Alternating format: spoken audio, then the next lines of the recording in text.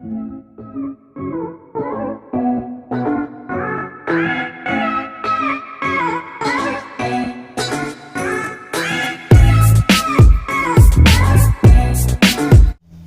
Guys, welcome back to class of learning with Rahul Sharma, your friend and guide. तो sir, इस paper की तैयारी कैसे की जाए? So with paper I am talking about MBG 1 British poetry.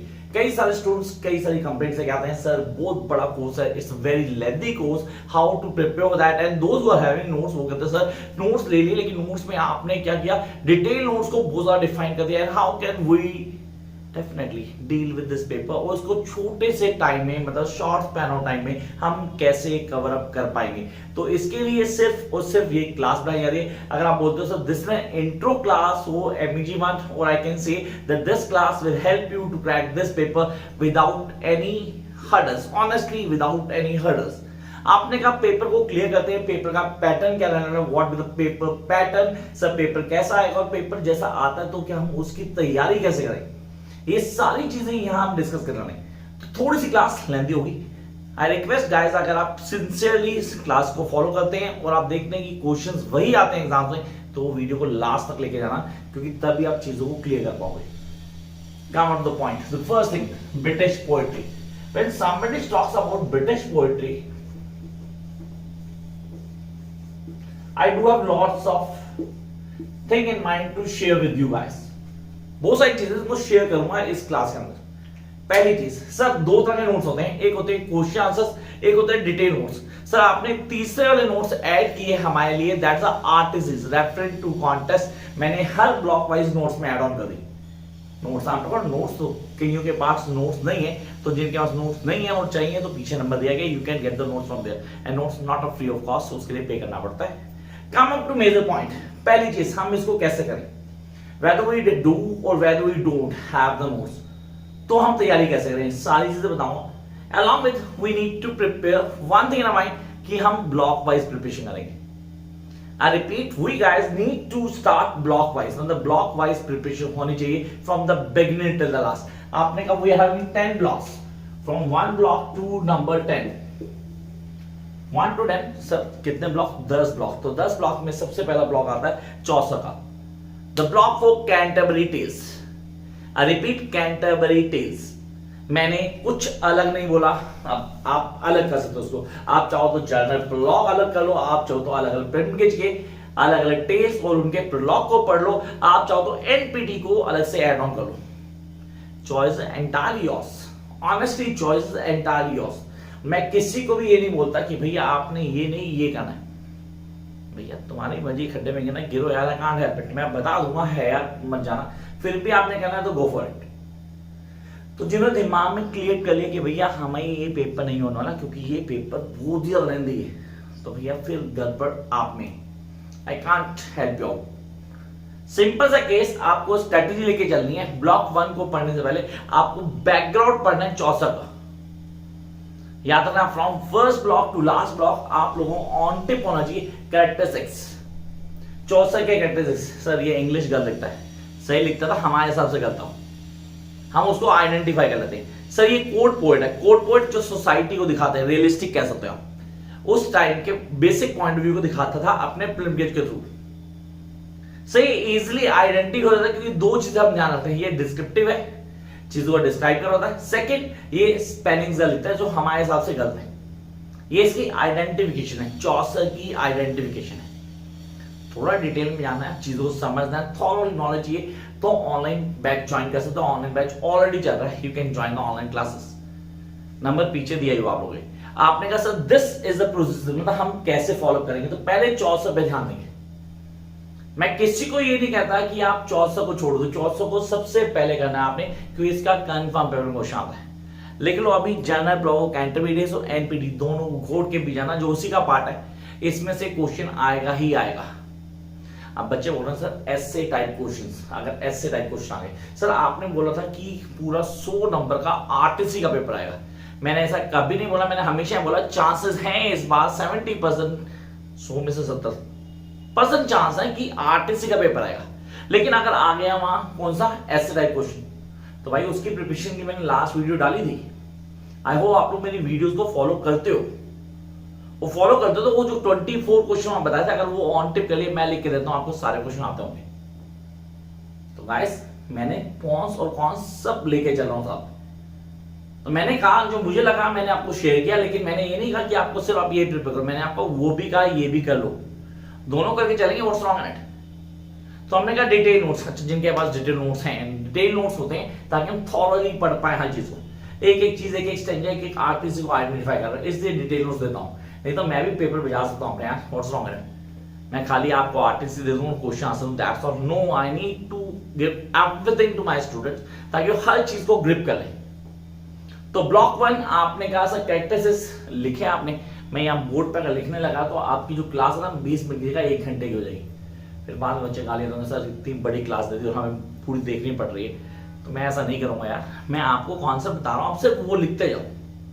तो आपने ब्लॉक 1 की बात की, ब्लॉक 1 ऑल अबाउट चौसर, चौसर के बारे में था, जिसमें मैंने बताया चौसर को आइडेंटिफाई करना था। पहली चीज आपने दिमाग में रखनी थी कि सर वो स्पेलिंग का लिखता है। नंबर 2 सर वो रियलिस्टिक है, वो सोसाइटी को दिखाता है, पिक्चराइज करता है, पोर्ट्रेट करता है कैरेक्टर्स को, डिस्क्रिप्टिव है, ये उसकी आइडेंटिफिकेशन है। Yes, this is the identification of Chaucer. When somebody says how to identify Chaucer, this is the basic way. ज्यादा डिटेल्स के लिए मैंने बोला आप ऑनलाइन सेशन ज्वाइन करो, उसमें सब बता रहा हूं मैं। And those who really want the notes to crack the paper easily, पीछे नंबर दिया गया। Jump up to the next section, block number 2. So what is block number 2? Edmund Spencer का ब्लॉक बोलते हैं। Sir Edmund Spenser Spencer block dominant है। अब कई बोलते सर इसमें सिर्फ 2 पोएट्री पढ़ते हैं, प्रोथेमेलियन और एपिथेमेलियन, दोनों आती है कंफर्म है हमें। एक आर्टिस्ट जाएगी प्रोथेमेलियन से, एक आएगी एपिथेमेलियन से। क्यों? हेमिलिटी के 3 सोनेट है, उनमें से अगर आ गई तो तब क्या करोगे? फिर मुझे बोला कि मैंने बोला नहीं था, 3 सोनेट्स है, तीनों की मैंने वीडियो डाली हुई है, तीनों के नोट्स मैंने दिए हुए हैं, स्पेशली एक एक चीज को बता रहा है। It hardly take 15 minutes yours, और आप ग्रिप कर लोगे ऐसे। तो आपको वीडियो देख के 2 बेसिकली आप बोलते सर इसके characteristics, how I am going to identify कि ये एडमंड स्पेंसर है। सर इंग्लिश ये भी कर लिखता था, 64 भाई था, टाइम पीरियड ज्यादा फर्क नहीं था, वो 14th सेंचुरी 16th सेंचुरी, कुछ ज्यादा फर्क नहीं। लेकिन हाँ सर इसमें क्या था, ये ना यूरोपियन गॉड और गॉडेसेस के नाम से यूज करता, नेम्स, ज्यूस, थीस, थाइसिस, इनको यूज करता था। हम बड़ी इजीली आइडेंटिफाई कर लेते सर ये बता रहा है, सर ये रिवर का नाम नहीं, सर ये सी का नाम नहीं, सर ये कुछ कैरेक्टर्स जिसको बोलते हैं यूरोपियन कैरेक्टर्स, उनको यूज करता अपनी लैंग्वेज में। हम बड़े आराम से आइडेंटिफाई कर ले यार ये तो स्पेंसर है। सर ये नेपिटल सॉन्ग, दोनों नेपिटल सॉन्ग्स हैं, एपिथेमेलियन और प्रोथेमेलियन। वेडिंग सॉन्ग, चलो छोड़ो वो नेपिटल नहीं पता हमें, हम वेडिंग सॉन्ग की बात है, उसकी बात करता है, डिस्क्रिप्शन ऑफ वेडिंग देता है। Yes this is description of wedding, वो सारे पॉइंट देता है। तो ये इसके कैरेक्टरिस्टिक्स जिससे हमें पता चलता है ये स्पेंसर है। यस दिस इज स्पेंसर, हम इसको बड़ी इजीली आइडेंटिफाई भी कर लेते हैं। हम कहते हैं फर्स्ट 2 ब्लॉक सिर्फ 2 पोएट पढ़े, एक जेफरी चौसर, दूसरा एडमंड स्पेंसर। तो फर्स्ट 2 ब्लॉक्स, फर्स्ट 2 पोएट्स, और हमारे 2 ब्लॉक्स कवर हो गए। और मैं लिख के देता हूं जिनको पास होना हो 2 ब्लॉक से पास हो जाएंगे आराम से, कि दोनों ब्लॉक से क्वेश्चन कंफर्म आते हैं। This is way to do. Yes अगर वो ऐसे टाइप आता तब भी दोनों को आएगा, अगर वो आर्टिस्ट आते तो कंफर्म है हर ब्लॉक से क्वेश्चन आना है। चलो यार jump up to the next segment. नहीं सर नेक्स्ट सेगमेंट नहीं जाएंगे अभी हम आराम से समझेंगे। यहाँ एपिथेमेलियन और प्रोथेमेलियन से कौन सी इंपॉर्टेंट है? डेफिनेट एपिथेमेलियन बहुत इंपॉर्टेंट है। प्रोथेमेलियन इंपॉर्टेंट है लेकिन उससे सिर्फ 10 सेंटेंस जो आराम से किए जाते हैं। तो मैं ऑप्शन दूंगा पहले प्रोथेमेलियन को समझना, फिर एपिथेमेलियन जाना कि 24 सेंटेंस है, सो उनको पढ़ेंगे हम। उससे पहले हम सोनेट के कॉन्सेप्ट को समझेंगे। रिपीट हमेशा पोएट्री के पीछे का बैकग्राउंड जो था उसको समझना इंपॉर्टेंट है। When you guys clear the concept behind the poetry, you'll be easily able to identify each and every point. यही मैं चाहता हूं आपसे, आप बड़े आराम से कर सकते हैं। चलो नेक्स्ट सेगमेंट में जाते हैं। Yes, time to move to the next segment, and the next segment is metaphysical poetry. So that's a metaphysical poetry, my favorite among your course. Metaphysical तो आपने कहा फर्स्ट चौसर, Spencer, metaphysical. So first 3 metaphysical poetry, जब metaphysical poetry बात करते हैं आपको दोस्तों John Donne and Marvel and Herbert, ये तीन पोएट्री जिनको पोएट्स हैं जिनको हमें करना है। तो मैं कह रहा 3 नहीं है, 20 से ऊपर है हमारे कोर्स में, उनको मेटाफिजिकल पोएट्स कहते हैं। जब नेट जेआरएफ करोगे ना तब मुझे याद करना, कैवलिन पोएट्स भी इसका पार्ट है, ऑगस्टिन पोएट भी मेटाफिजिकल का पार्ट है। हाँ ये बात हो रही है कि वो हम नहीं पढ़ते, कि हमारे पेपर में वो नहीं आते, हमारे पेपर में 3 ही डोमिनेंट है। कौन से 3 डोमिनेंट है? जो डोमिनेंट है उनका नाम देख लेना, बाकी को छोड़ सकते हैं, कोई प्रॉब्लम नहीं है। तो आपने बोला सर यहाँ पे John Donne, Herbert and Marvel, आपने कहा ये 3 डोमिनेंट है भाई, इनको हम ध्यान रखते हैं। मैं कहा ठीक है आप इनको ध्यान रखो। दीज 3 सर यहाँ तो बताने की जरूरत है क्योंकि यही पोएट के नाम है। चलो इनके कैरेक्टरिस्टिक्स, जरूर ज्यादा इंटेलेक्चुअल थे लोग, बहुत ज्यादा पढ़े लिखे थे, एक ही यूनिवर्सिटी से पास आउट थे, ये किसी भी चीज में लिंक ढूंढते थे। They question the existence of God, yes they question the existence of God, God की एग्जिस्टेंस पे क्वेश्चन करते थे लोग। ये लोग किसी को भी किसी से लिंक कर देते थे। Take an example of the flea honestly, और take an example to his God mistress, one of the best poetry. I really want you guys to read these poetries, ये कन्फर्म आते हैं द गार्डन। कुछ poetries हैं, अगर मैं बोलूँ इन 3 में से पक्का पेपर में फंसेगी तो कुछ गलत नहीं हुआ। तो आपने कहा सर ये पोएट्रीज हैं जो हमें पढ़नी है, रिडेम्पशन हो गया, how can I avoid the redemption, oh the pulley, ये मास्टरपीसेस हैं जो हमें आने चाहिए। 5 पोएट्री बोली मैंने खाली, 6, 7, 8 आप जितने मर्जी कर सकते हो, मुझे कोई फर्क नहीं पड़ रहा। बाय द चांस जो निकलती है पेपर में चेक करें, पेपर वही होगा आपका। तो द चॉसर, स्पेंसर, मेटाफिजिकल।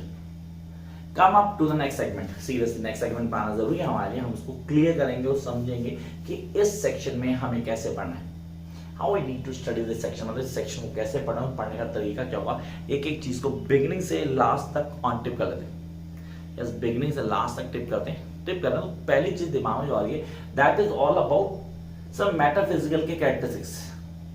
अभी बोले थे इंटेलेक्चुअल लोग हैं, हर चीज को कनेक्ट करते हैं। They question the existence of God, God के एग्जिस्टेंस में। Sir these people are womanisers, इनको वुमेन के बॉडी पार्ट दिखते हैं, इनकी पोएट्री में हाईलाइट होता है। डॉन हो गया चाहे वो मावल हो गया, जो लड़की को सेक्स करने के लिए क्या कर रहा है, कन्विंस करने की कोशिश कर रहा है टू हिज गॉड मिस्ट्रेस। तो आपने कहा सर दीज आर वुमनाइजर्स, गलत नहीं होगा, मैं मेटाफिजिकल में ये चीज ऐड कर देता हूं। Now come to the next section that is John Milton.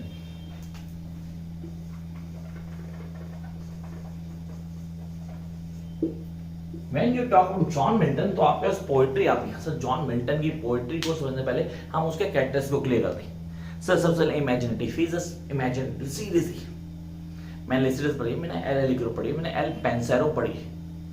Sir मैं उनको कैसे अवॉइड कर सकता हूं? This is one of the best poetry that is in course on the morning of Christ nativity, how but I live this Lycidas dominance है no doubt. And then sir one of the most important point जो हमें अच्छे से clear करना है आपको, सबलिमिटी। So what is सबलिमिटी, मतलब कई लोग क्वेश्चन बोलते हैं सर वही सबलिमिटी का बेसिक मीनिंग क्या होता है? जहाँ पे एक आदमी ना प्राउड फील करता है, एंजॉयबल रीडिंग, मतलब मजा आना शुरू होता है उसकी पोएट्री में। हाँ ऐसा है उसकी पोएट्री में। Milton popularly known for paradise lost है, हमारे कोर्स में पैराडाइज लॉस्ट नहीं है। फिर हमें क्या क्या पढ़ना है? हमें पढ़ना है सबसे इंपॉर्टेंट जो पोएट्री इसके कोर्स की है that is the holy sonnets 19 holy sonnet 23। यार ये ऑन टिप होनी चाहिए, हम लोगों ने पढ़े नहीं तो गलती है। होली सोनेट्स ऑन टिप होनी चाहिए, पेपर में अगर आरटीसी पेपर आता है तो होली सोनेट्स के चांस होते हैं। On the morning of Christ nativity, Lycidas and to more, L'Allegro, Il Penseroso, दोनों कॉम्प्लीमेंट्री हैं, मतलब एक साथ ही हैं, क्वांटिटी में है, दोनों समझना जरूरी है। 5 पोएट्री, सिर्फ 5 पोएट्री है। That is John Milton. John Milton के कैरेक्टरिस्टिक्स मैं बता चुका, आई होप आप लोगों ने लिख लिया होगा। तो आई होप पिच भी स्लो चल रही है, चीजें भी समझ आ रही हैं, हर चीज आप क्लियर कर रहे हैं। Time to jump to the next section sir, that is neo classical poets. Neo classical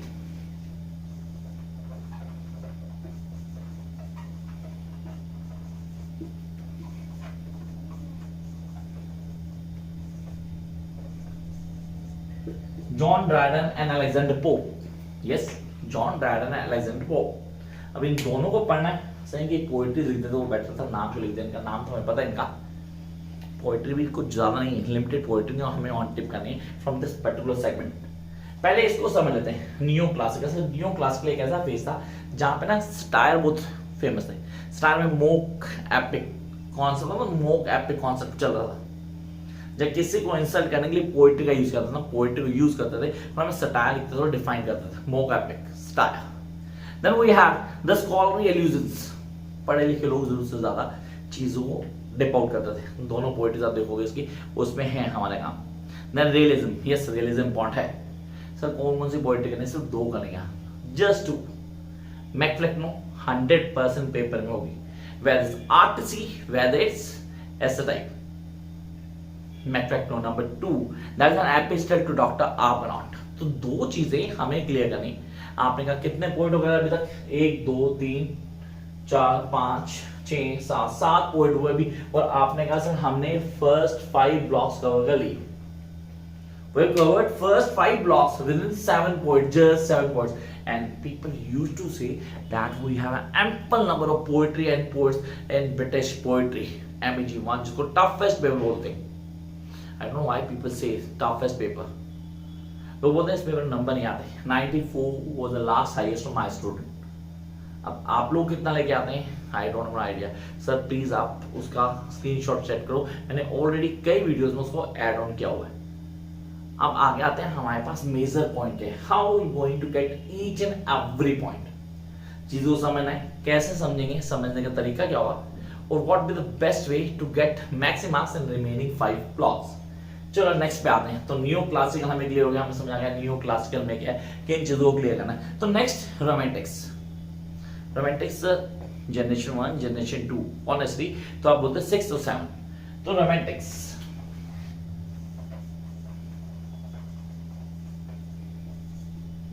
अब यहां ब्लॉक 6 और 7 दोनों का कर रहा हूं मैं। ब्लॉक 6 और 7 की बात करता हूं। ब्लॉक 6 किसके लिए डोमिनेट है, विलियम ब्लेक के लिए, विलियम वर्ड्सवर्थ के लिए, एनएसटी कॉलेज। इन 3 के लिए आता है ब्लॉक नंबर 6। आप बोलते हो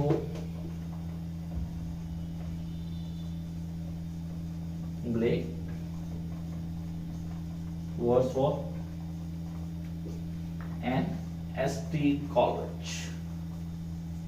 चलो यार ये हो गया हमारा ब्लॉक 6 और हमारा हो गया second block, second generation romantic poets. तो अब इनको क्लियर करना है हमें कौन कौन सी पोएट्री ऑन टिप पहुंची, मतलब सीधी सी बड़ी सारी चीज आती। सर आप बोलते हो पहले इनकी कैरेक्टरिस्टिक्स क्लियर करते हैं, मतलब something must be clear to us. Glorification, yes glorification है, कहीं ना कहीं पोएट्री को ग्लोरीफाई किया, चीजों को बता रहे हैं क्या है उसके कॉन्सेप्ट क्या है, किन चीजों लेके चल रहे हैं, कौन कौन से पॉइंट्स हमें पता होना चाहिए from the beginning to the last. Sir imagination dominant है, इमेजिनेशन बहुत ज्यादा डोमिनेंट है। ड्रीम्स को रूल आउट किया गया, कुबला खान एग्जांपल है आपके पास। देन अब ये तो रोमांटिक्स हो गया। रोमांटिक्स में रोमांस को छोड़ के सब कुछ मिलेगा, ऑनेस्टली रोमांस को छोड़ के सब कुछ मिलेगा रोमांटिक्स में। तो ये इसके कैरेक्टरिस्टिक्स हैं। अब इनको आइडेंटिफाई कर सकते हैं। सर इनोसेंस भी है मेरे पास, मैं सॉन्ग्स इनोसेंस की बात कर रहा हूँ, सॉन्ग्स एक्सपीरियंस की बात कर रहा हूँ by the work of William Blake. William Blake ने sir chimney sweeper, tiger, seriously lamp and then one more poetry London, ये 4 कर लेना। अगर आप सॉन्ग्स इनोसेंस, सॉन्ग्स एक्सपीरियंस की बात करते हो, इनको साइड करो। देन वो तो preface to lyrical ballad, sir book number 11, yes book number 11, book number 9, इनको अच्छे से कर लेना, पेपर में कंफर्म क्वेश्चन हो सकता है इनमें से। Then we do have Kubla Khan and ode, dejection and ode, वो हमें ऑन टिप होना चाहिए। अब मैंने कहा how I am going to master this, मैं इन चीजों को कैसे क्लियर करूं, कौन कौन से कॉन्सेप्ट हैं। सर पोएट्री मैंने बता दिया आप लोगों को, yes I told you the poetry की कौन कौन सी पोएट्री जो आपको ऑन टिप पहुंची। तो आपने कहा सर ये तो बहुत इजी था, मतलब हम लोग क्लियर भी कर लेंगे। Now come to next one. Sir जब बात करता हूं मैं नेक्स्ट सेकेंड जनरेशन, तो second generation 10th of life and Hyperion. Hyperion the 5 defence and sir ये तो बड़ा इजी था, मतलब टॉकिंग सन गॉड, नहीं मैं तो 10th ऑफ लाइफ की बात कर रहा हूँ। सर 10th ऑफ लाइफ भी बड़ी इंटरेस्टिंग है, तो मैंने कहा ही नहीं कि मुश्किल है। This is the easiest blocks we are having. तो चॉइस करनी है कौन सा ब्लॉक करना है, कौन सा छोड़ना है, एंटायरली टू यू। आप कौन सा पकड़ रहे हो, कौन सा छोड़ रहे हो। मैंने कैरेक्टरिस्टिक्स बताए और बड़ी तसल्ली से इस क्लास को की कि आप सब के सब समझ पाओ।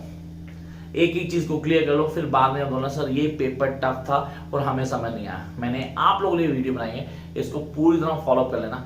वो सबके सब जिसको वीडियो से कोई फायदा हो, please do share this video with the maximum of the student, ताकि उनको मिले और उनके दिमाग से भी जो डर है ना वो निकल जाए। Do share this video with others on social media अगर आपको लगता है कि इस वीडियो से आपको बेनिफिट हो रहा है। Jump up to the next segment, और जिन्होंने अभी तक चैनल को सब्सक्राइब नहीं किया वो कर लिया करो गलती से। So next segment that is block number 8। तो ब्लॉक 8 की बात करते हैं। ये आ गया ब्लॉक 8 से कौन सा ब्लॉक है? Victorian sir psycho, honestly psycho. I love the Robert browning, मेरे फेवरेट में sir. ST college Christian rusty, नहीं सर एसटी कॉलेज यहाँ नहीं आता, यहाँ क्रिस्टियन रस्टी डीजी रस्टी आता है। मुझे वो ऑन टिप करना है। ये डोमिनेंट है, yes these are dominant one. अब आपने कहा इनको कैसे करेंगे, करने का तरीका, कौन कौन सी पोएट्री हमें यहाँ पे करनी। दिमाग में बड़े सारे क्वेश्चन आते हैं, ये वाली करूं ये वाली छोड़ दूंगा। तो मैंने कहा सबसे मैं पॉफे लवर करूंगा। यस द पॉफे लवर मेरी फेवरेट, पेपर में कंफर्म आएगी। इसको भूलना मत, बाद में फिर कहो कि सर आपने बताया नहीं। पॉफे लवर आपको ऑन टिप होनी चाहिए। आपने कहा sir done. Then we have the Fra Lippo Lippi, first पॉफे lover and the Fra Lippo Lippi, then the bishop order his tomb. लिख रहे हो, बाद में भूल मत जाना। पॉफे lover, Fra Lippo Lippi, then bishop order his tomb, 3 हो गई सर। नेक्स्ट वन हमारे पास बड़ी सारी आती है सर। सॉर्टेलो, इसको पढ़ूं सर क्या पेपर में आती है? मतलब मैं छोड़ सकता हूं, स्किप कर सकता हूं सर। चर्च गोइंग, उसको पढ़ूं नहीं पढ़ूं सर, मेरे पास कई सारी चीजें, करूं या ना करूं।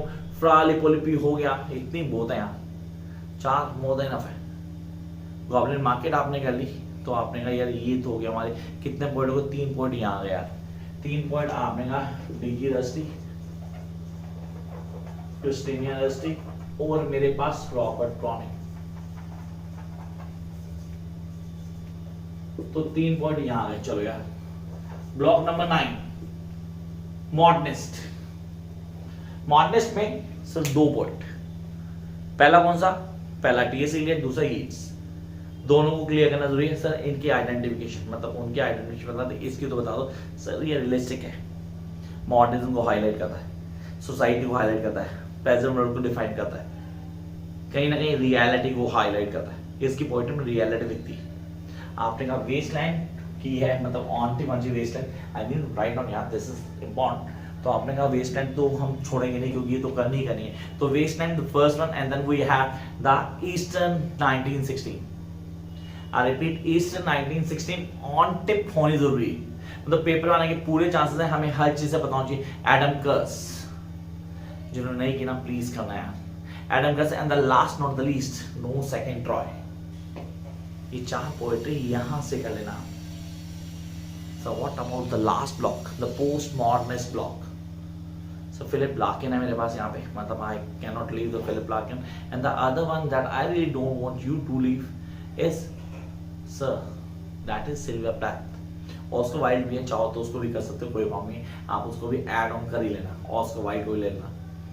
तो 3 पॉइंट यहाँ हो गए। 3 पॉइंट आपने कहा सर यहाँ तो 2 ही थे हमारे पास, टीएस इलियट एंड यीट्स, और यहाँ हमारे पास आ गया कौन कौन आ गया सर? सिल्विया प्लैथ,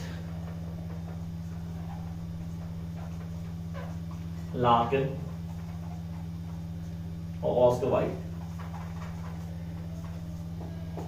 3 पॉइंट हो गए यहाँ। अब आपने कहा सर कौन कौन सी poetry? Daddy, the first daddy, I love daddy, lady lecturers.